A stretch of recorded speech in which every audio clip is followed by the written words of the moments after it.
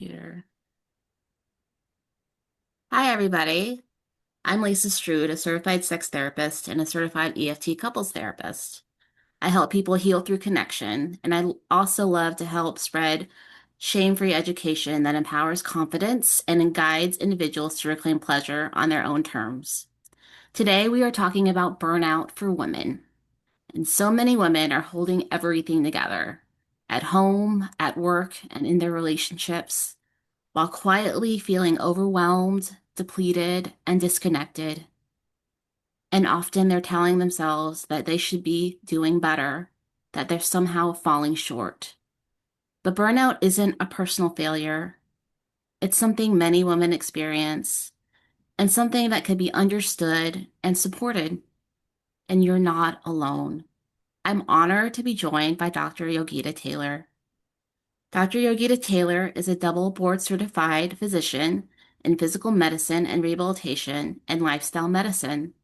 She earned her degree from the Rowan School of Osteopathic Medicine, focusing on the interdependent nature of body systems. Her clinical expertise includes treating physical health conditions through a whole body approach, specializing in pelvic floor dysfunction, and utilizing biopsychosocial model of care, which addresses the interplay between physical conditions, nervous system regulation, hormones, and lifestyle factors like nutrition and stress. She is passionate about patient-centered, sustainable tools and holistic medical care. Her husband, Deval Desai, is a direct primary care physician focused on mental health for healthcare professionals. She has two children, Kaya and Kavai. She intends to open her own practice in August 2026. Please welcome Dr. Yogita Tailor. Hi there. Thank you so much, Lisa, for having me. It is a pleasure, and it's definitely a topic I am passionate to talk about. So I'm excited to share a few things about how burnout can be a factor in chronic pain, and we can talk about different strategies of how we can address that. All right. So a little bit about myself. So again, we can talk about all the schools and training and all of that, but first and foremost, I'm the first daughter of an immigrant South Asian family. So if you know, you know.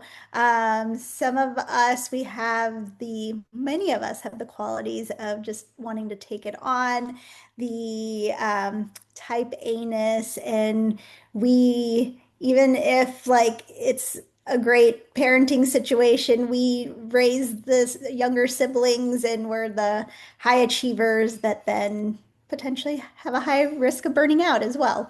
As you mentioned, Lisa, I went to medical school at the Rowan School of Osteopathic Medicine, which is in New Jersey. And then I did my physical medicine rehabilitation training at University of Maryland, Sinai Hospital. And then I have work experience at Emory Healthcare, pelvic rehabilitation medicine. And this last year, I got my board certification in lifestyle medicine because I felt really passionate about how our foundation of nutrition, movement, sleep, social connection really plays a part in how we deal with chronic medical conditions such as chronic pain. I'm also a very proud wife, a mom of two, and a sister. So that's just a little bit about me. All right. So, number one, everything we talk about is a safe, judgment-free space. For those dealing or struggling with burnout and the implications of pelvic or any type of pain, just know that you're not alone. Many of us are dealing with similar things, but it's not an obvious thing. We call it an invisible disability, where there's no outward appearance of pain or burnout, but it's there. And nothing shared today is about blame. Okay, so a quick reflection, something to potentially ask yourself. When was the last time your body felt truly at ease? And when we're talking about the body, we're talking from head to toe. So question your jaw, your shoulders, your belly, your bottom, your butt muscles, your legs. At what point did you truly feel at ease? Were you on vacation? Was it last night when you were ready to go to bed? Is it a time that you don't remember? And at this moment right now, as we're listening, where are you holding your tension? There are some common areas many people hold their tension. Sometimes it's kind of at the base of the skull, around the neck area, the shoulder area. Some people hold it more so in their belly and butt muscles. So there are some common places some people hold their tension. So ask yourself, take a deep breath and ask yourself, where am I holding tension?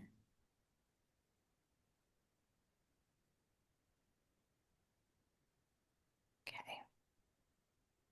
All right, so getting into chronic pain. So that's something as a physical medicine rehabilitation physician, I see a lot. So whether it's chronic pain dealing with the back, the shoulders, the knees, pelvic pain, chronic pain can come from a lot of different reasons. And honestly, stress can definitely play a big part in all of that.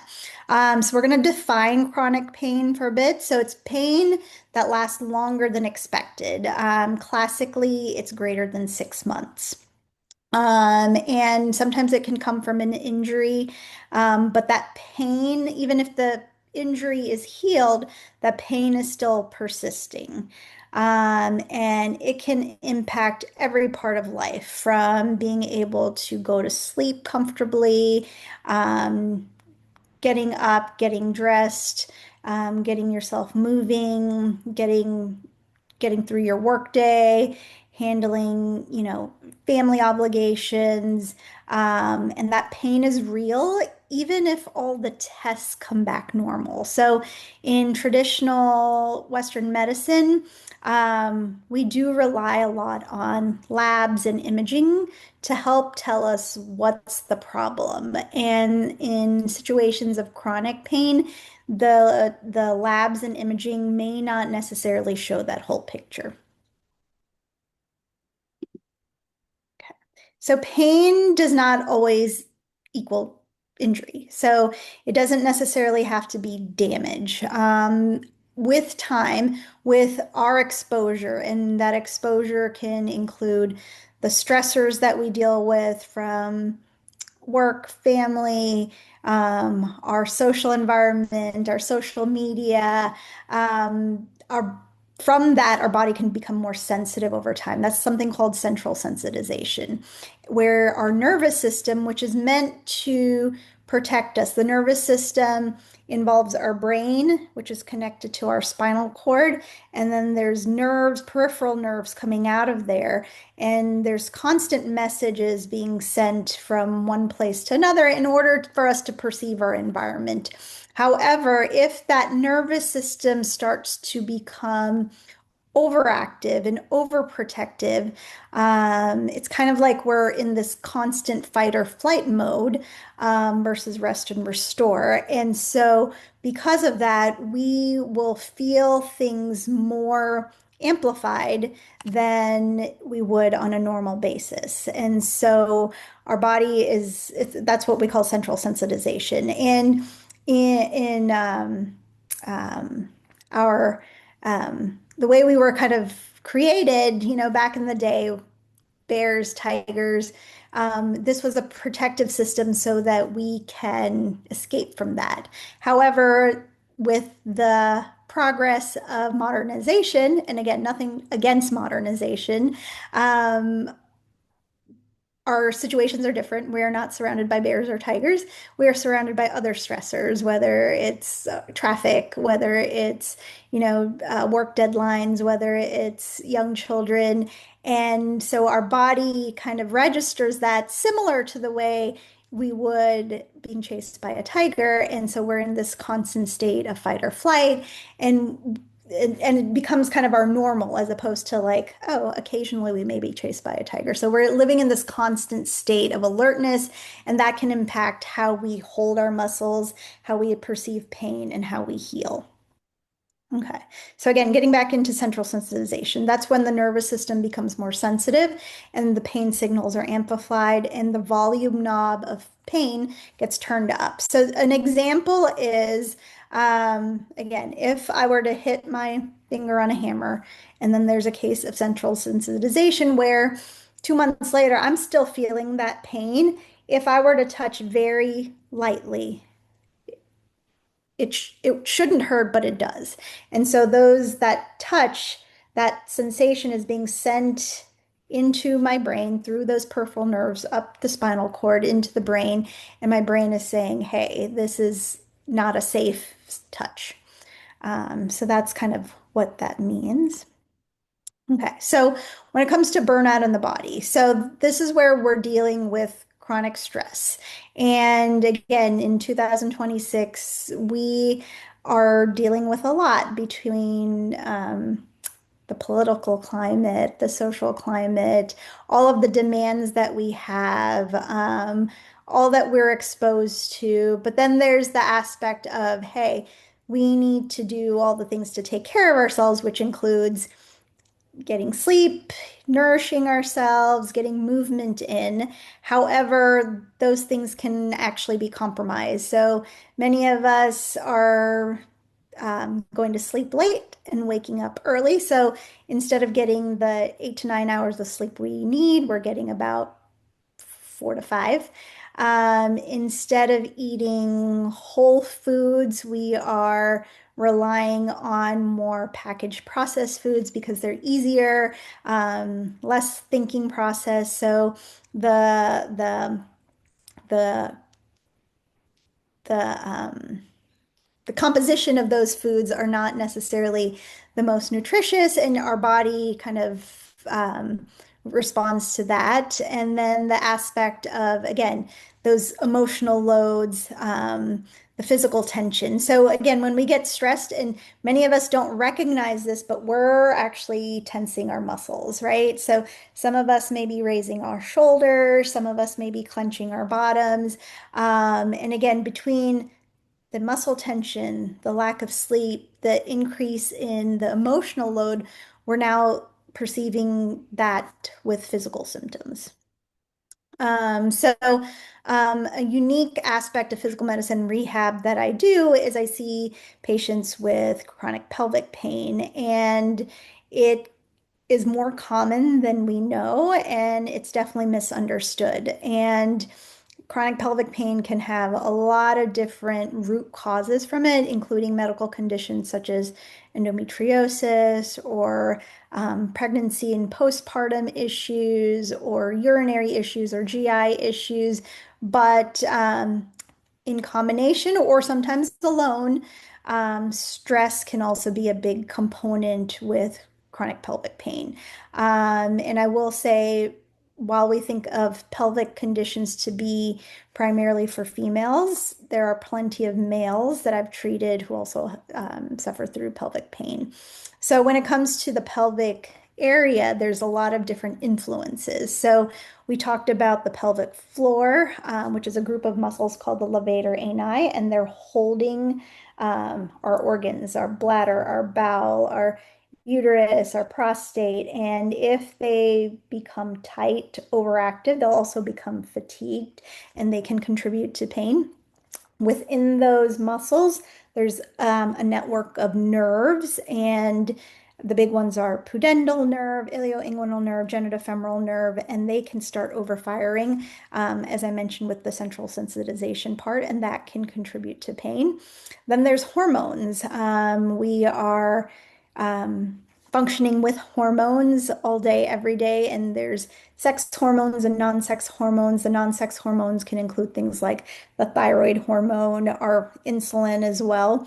But in terms of like our sex hormones, that can be influenced by our menstrual cycle, our pregnancy status, menopause, perimenopause. So there's often a change in hormones that can influence pelvic pain. And then there's the stress. As mentioned before, there's the unconscious clenching, and an overactive nervous system that can be contributing.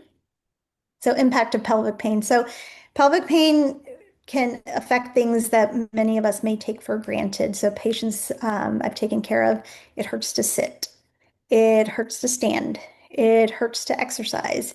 It hurts to go to the bathroom. It's difficult to go to the bathroom, whether it's bowel movements or bladder function, or have patients that feel like they got to go to the bathroom every 20 minutes, right? That is definitely disruptive to your day to day.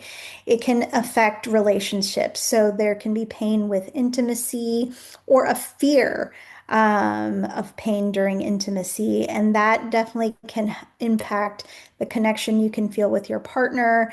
So that is a very important aspect of how pelvic pain can impact your day to day.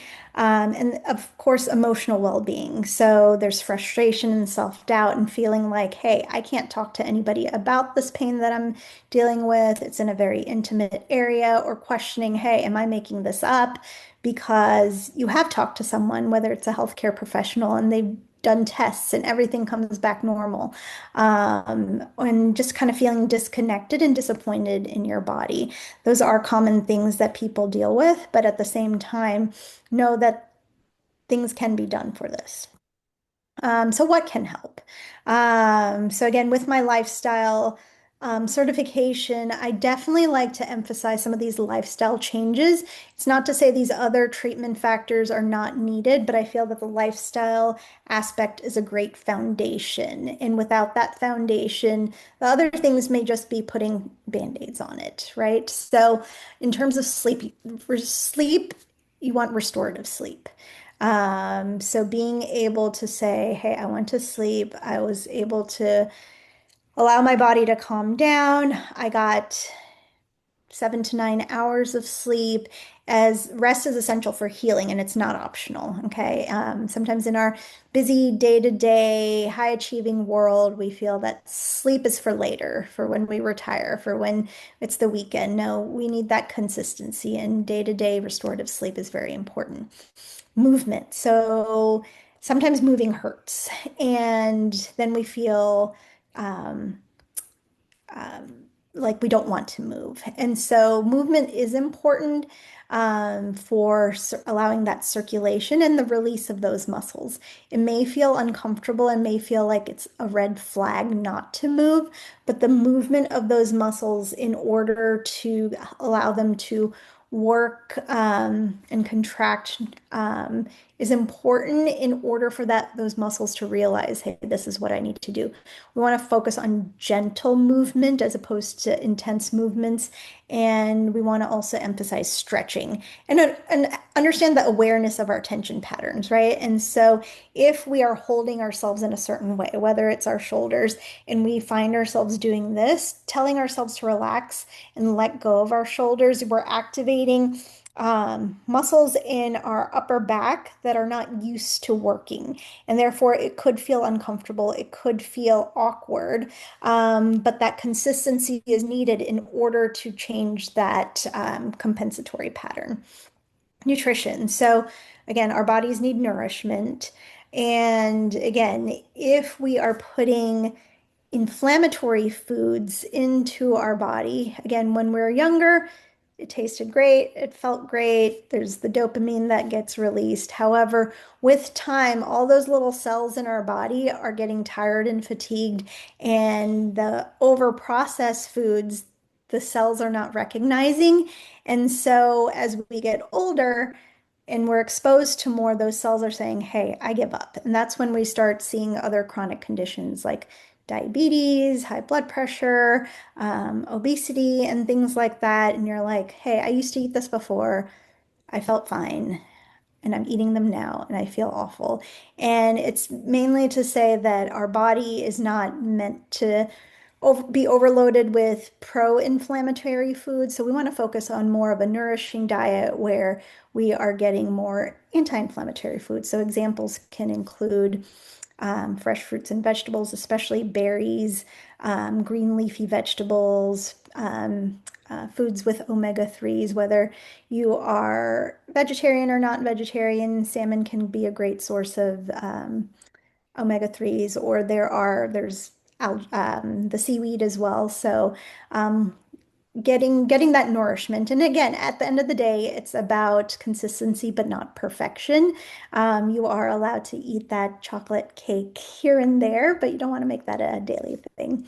And connection. So connection has actually recently been shown to be one of the greatest longevity components. So the people who have strong connections, and it's not being the most popular kid in school or anything like that, but having those 1 to 3 strong connections with other human beings has been shown to provide regulation into our body and calming of that nervous system and allowing ourselves to feel that purpose, right? Whether it's just connecting and then, or having that communication to say, hey, this is where I feel like my purpose stands and being motivated to do that. But connection is a big aspect of getting good care and getting good regulation. And again, stress management. It's a big nervous system reset. Again, we live in a very stressful world. We live in a very dynamic world where each day is different than the next. And we do not have all the control of all the things, but at the same time, if we bring in certain tools in our toolbox in order to help with that nervous system reset. And examples can include breath work, and setting boundaries where you're reducing your overall stress load. That can definitely be helpful. So, in terms of breath work, there's a lot of different methods of breathing. Some people will use the box breathing method. Sometimes people will do like humming, and things like that. So it's about finding what works best for you, but at the same time, what is going to be the easiest for you to incorporate into your day to day, whether it is starting off your morning with some breathing work, meditation, even when you're driving, doing some humming work and breath work there before going to sleep. It's mainly about consistency and what works best for you.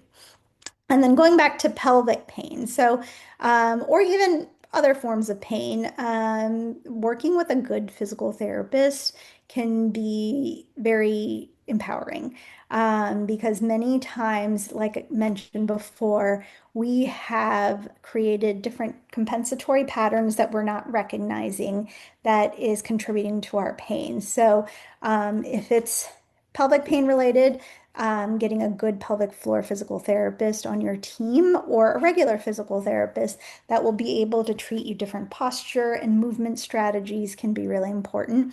And again, a physical medicine rehab doctor, we are trained to focus on function. And again, whether it's a pelvic floor or a pelvic pain specialist or a general pulmonar doctor to help with the pain aspects, because again, while the lifestyle aspects is a great foundation, in many cases we need more. We may need medication, whether ongoing or temporary. We may need procedures. We can do things like injections targeting the muscles or the nerves. Sometimes we need hormone management. Sometimes in certain cases, surgery is needed. But again, incorporating those other lifestyle aspects is just as important regardless of the steps that we're in. So that is a general overview of how burnout can impact pain and different things that can be used to help treat that pain. As Lisa mentioned before, I am available to answer any questions. I am on Instagram at Dr. Yogita Tailor. I have my email right there, and I look forward to being able to help my patients in the future. So coming soon, but if you wanted to put your information into that website, dryogitattaylor.com, you will definitely be getting updates on my next endeavors. Thank you so much, Dr. Taylor. That was a wonderful presentation.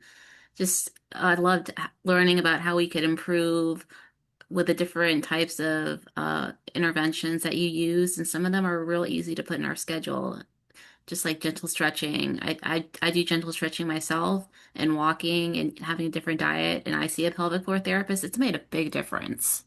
Um, Yes. yeah. Yes. Yes. And sometimes those changes may feel big, but once you start getting into it, it's like, okay, this is not a big commitment. These are not big things that we're doing. It can feel big, but once we start getting it consistent, it can make such a big impact for the long term. Yeah, yeah. Oh, do you want to stop sharing your screen? Yes. There we Okay. go. Stop share. Yeah. So I guess we could start off with just you talking about different patient experience you've had. We can go into the nitty-gritty of it, the ones that weren't so positive for you, the patterns that you might have seen there.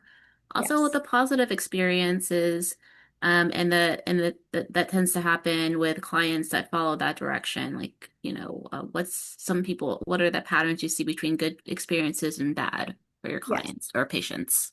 Yes. So, um, an example I can give, and I've seen many women come through my door, is pain with intercourse. And, everyone has a different life story and different situations, but I've had several young women come through my door and say, hey, I never tried intercourse.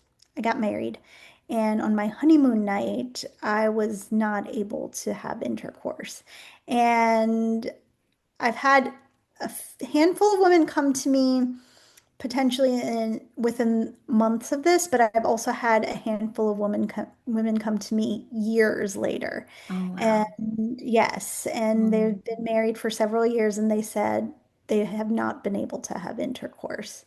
And again, there's a lot of different factors related to this.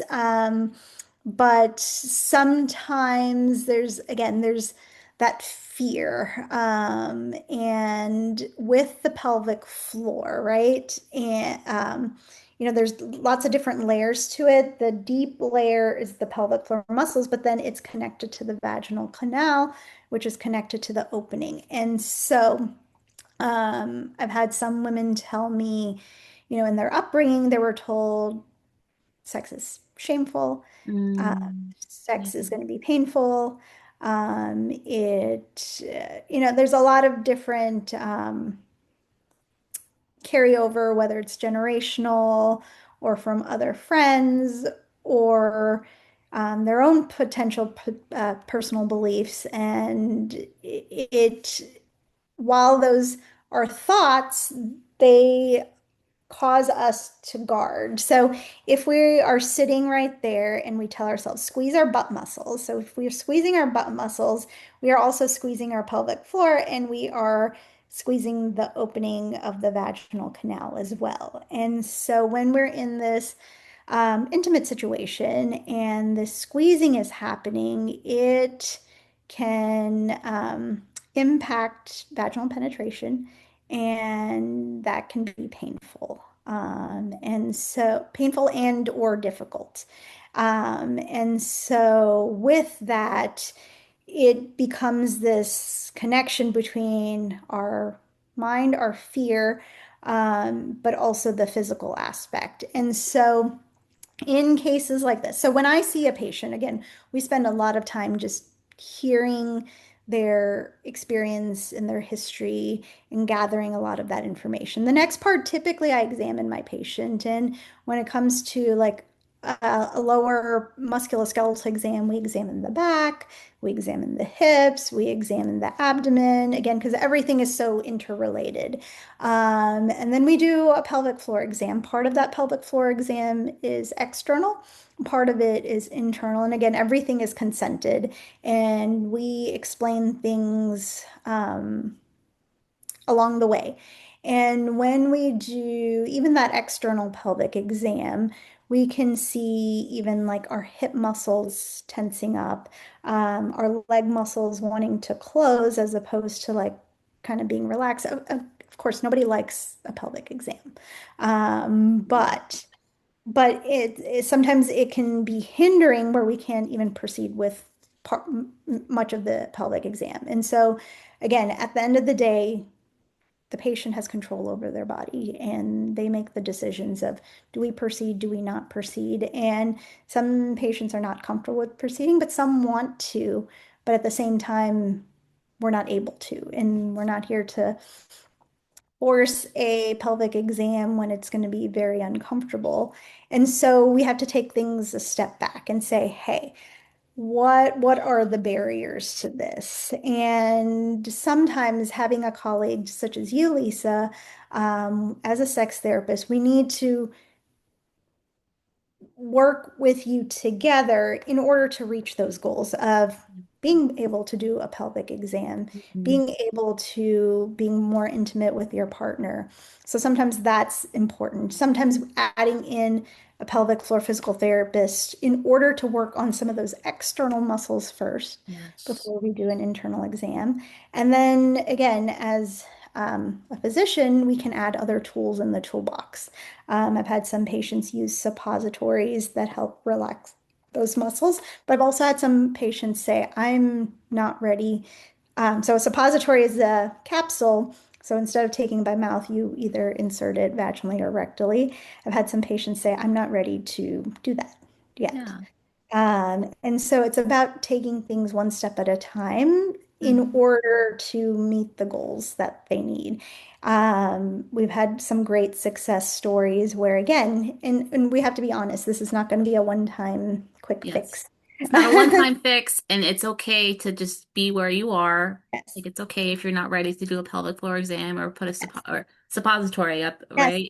Yeah, yes, it's okay if you're not there yet. That's why we have, or that's why it's a good idea to have a team of people because we yes, help from different areas. If you're not there mentally or emotionally, that's okay. We can work through it. yes, yes. And so in one of our best success stories is again through working with the team. And again, for this patient, we also added on injections for her, and we graduated her because she was able to have sex and enjoy sex. But then, like almost a year later, we got a card with a baby announcement. So Oh, yes, so those are always the most exciting when I see that little bundle of joy and yes. our impact on how we got that little baby into this world. It's amazing. It's amazing. And also, I just want to validate it makes sense why, I mean, people, not just one, but people are burned out, and also why, women and just humans are have difficulties with sex. It's very common. We just don't talk about it. And thank you for bringing this stuff up. Yes, yes. And again, related to burnout, but in a different way. Many of my patients also deal with a condition called endometriosis. And endometriosis is a condition where there's tissue that's out that mimics tissue from inside the uterus, but it's outside the uterus. And it's very inflammatory, it's very hormone dependent. Oftentimes, the first symptom is severe pelvic period pain. Mm. And I've had so many women coming through my door, and I always tell them, like, let's start from the way beginning. Tell me about your first period. And they tell me about these awful experiences, including not being able to go to school, throwing up, Oh my blacking goodness. out, like a lot of things. And unfortunately, many times they were told that can happen.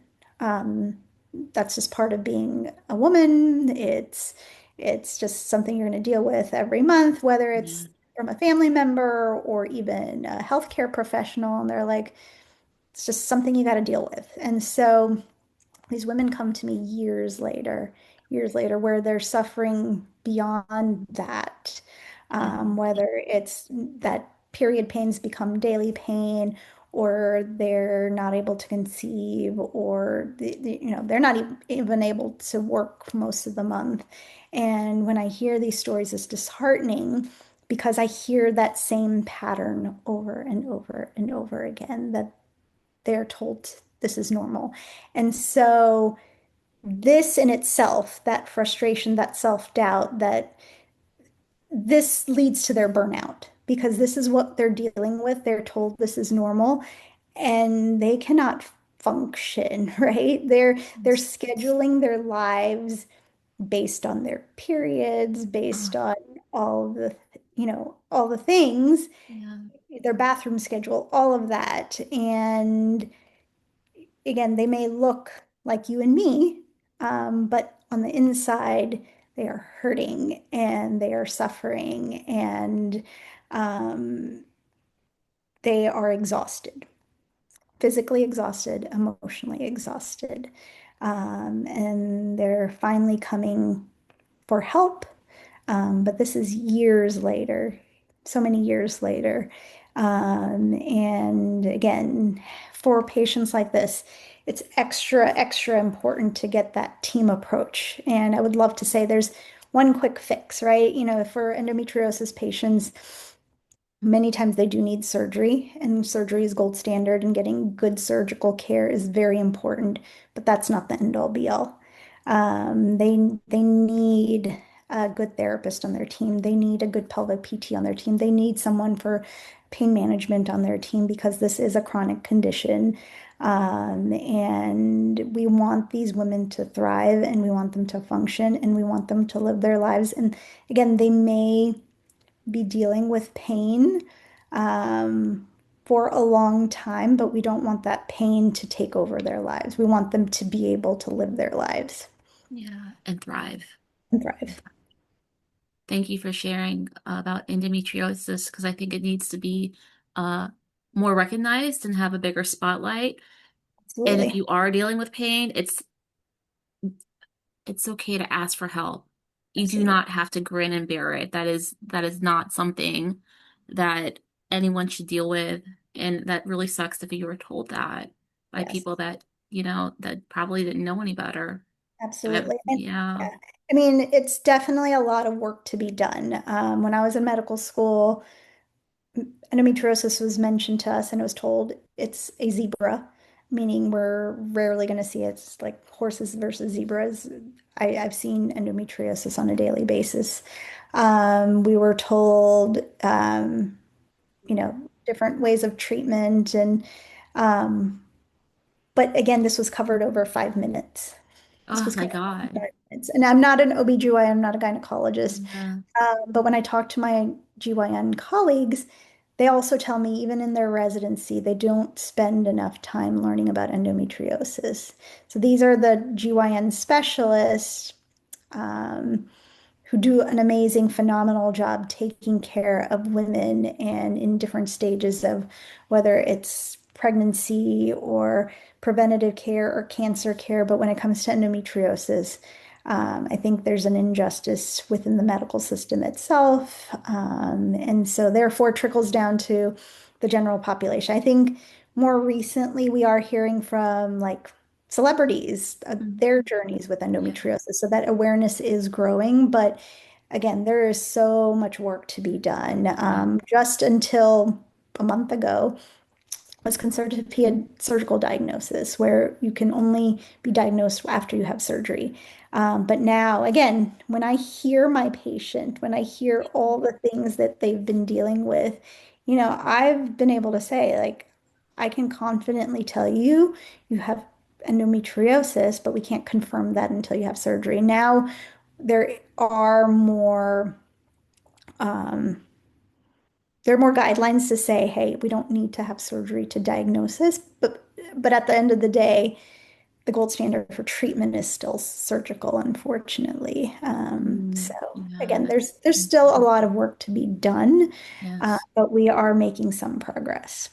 Yes, and thank you, thank you, thank you, thank you for sharing that. And if you think anyone out there having pelvic pain and's been dealing with it for years, like feel free to be ready to ask for help, or when you are ready, know that there are people out there that specialize in this area. You can check out my website, and also Yogita, you have a way to contact you for resources, right? Like or what you Yes, explain. my last slide, I had different ways to be connected with me, whether through Instagram, email, or my website as well. So. Yeah, I'll put it in the Substack article too for you. So if you have any questions or I could probably get Yogita, you can probably give me some resources to educate about endometriosis, Mhm. pelvic pain, and lifestyle wellness Sure. too. So we'll get that in the article. Um, oh, what a joy it was to have you. Your presentation was amazing. And I'm a big fan of yours anyway, because when I first met you, I immediately felt the kindness. And I understood as I went through meeting other sexual health professionals why people refer to you. And so thank you so, so much to spend this time with me. I know you're a busy person planning your next big move. And I just am very grateful for you and the work you do here. Thank you. Likewise, Lisa. I mean, again, it's been wonderful connecting with you. I know you are doing great work, and I'm glad to collaborate and again share the wealth. Because again, I never want to say I have the answers to it all. No I one definitely does. don't. No one does. Yeah. And again, I've told patients this too. We don't learn it all in medical school, right? We learn a lot and but we don't have all the answers. And so working collectively as a team with the patient as the ultimate boss of the team Yes, uh, they're the is boss. really is really important. So I'm here to help patients get their quality of life back. Yes. And patience, we learn from you. Like you are the ultimate source of knowledge. So thank you out there for being coming here and trusting us with things that are really difficult and painful. And we like I think I could speak for Yogita that we are grateful that you trust us and honor us with your experience. So, all right. All right. Thank you again, Lisa. You're welcome.